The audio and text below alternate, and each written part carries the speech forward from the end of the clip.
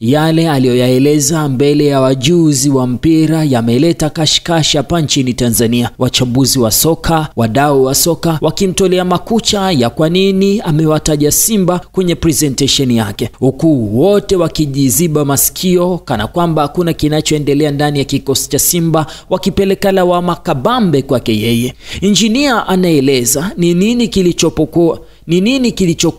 Injinia anaeleza kilichokuwa kwenye presentation yake na alitokea wapi hadi kuwagusa Simba, huku akikazia kuwa sio kama Simba wao ndio waliokuwa wanapigania mpira wa Tanzania kimataifa, bali hata Yanga wamefanya makubwa kimataifa. Injinia anasema, nimeandaa presentation inayoonyesha mabadiliko ya vilabu, na sehemu ya kwanza ya presentation yangu ilikuwa imegawanyika sehemu tatu. Sehemu ya kwanza ilikuwa inazungumzia kuhusu changamoto za vilabu.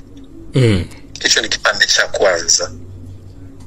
Ulichokiona nafikiri hata Tanzania nyumbani nimeona watu wanakizungumzia ni kuhusu labda kuonekana Simba management, sijui kuna issue ya governance na nini. Hizo ni changamoto ambazo zipo kwenye vilabu vingi barani Afrika.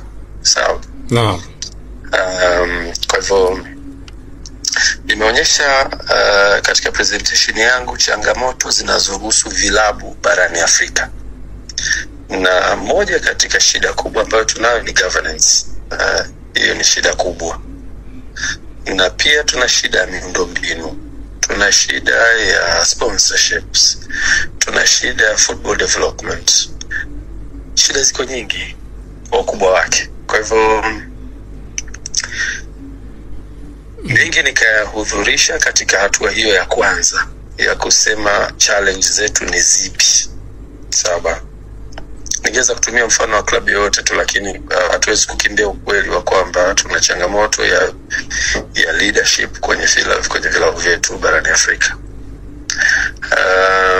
Baada ya hapo kipande cha pili nikaonyesha solution, kwamba kitu gani kinapaswa kufanyika ili kuokoa kutokana na hizo changamoto. Sawa, kwa hiyo nika present solution inayohusiana na hizi changamoto. Na solution kubwa ni transformation. Tutoke kwenye mfumo wa kizamani tuende kwenye mfumo wa kisasa, ambao mfumo wa kisasa unaenda kutibu maradhi yote ambayo yalikuwa yanaonekana huko nyuma. Na presentation yangu kipande cha tatu ni kuonyesha success story ya Club Young Africans, ambayo baada ya kufanya mabadiliko yake na kuyapitisha kwenye katiba mwaka 2021 tarehe 14 Disemba, imeanza kuona matunda ya mabadiliko hayo kwenye Club ya Young Africans. Kwa hiyo kipande cha tatu cha presentation kikaonyesha success story ya Young Africans. Yanga wakati akifanya mabadiliko tulikuwa tunapata mapato yanayotokana na wanachama ya kiasi cha shilingi milioni 10 kwa mwaka. Lakini leo tunazungumzia 1.3 1.4 kwa mwaka. Maana yake mfumo umetibu fan engagement process ambayo sisi tunaiona kabisa Tanzania na Afrika nzima ina potential ya mashabiki, lakini kama hakuna mfumo unaoweza kuwafanya mashabiki wakalipa ada wakachangia klabu yao, huwezi kufanikiwa.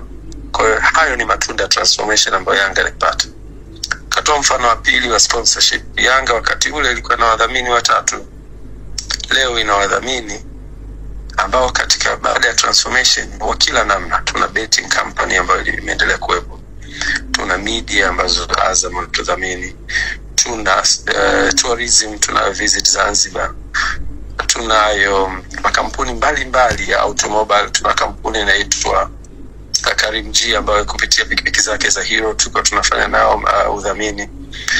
Tumeweza kuvutia wadhamini wengi zaidi baada ya kuwa na mfumo sahihi.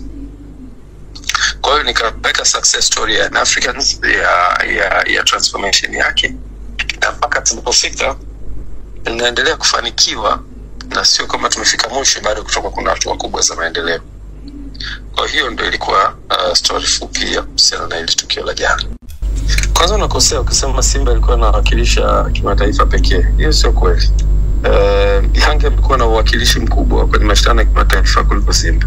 Na naweza kusema Simba wamefanikiwa kwenye hatua ya kuingia robo finali mara nyingi labda kuliko Yanga, lakini sio kwamba Simba ndio timu pekee kwa nawakilisha Tanzania kimataifa, sio kweli.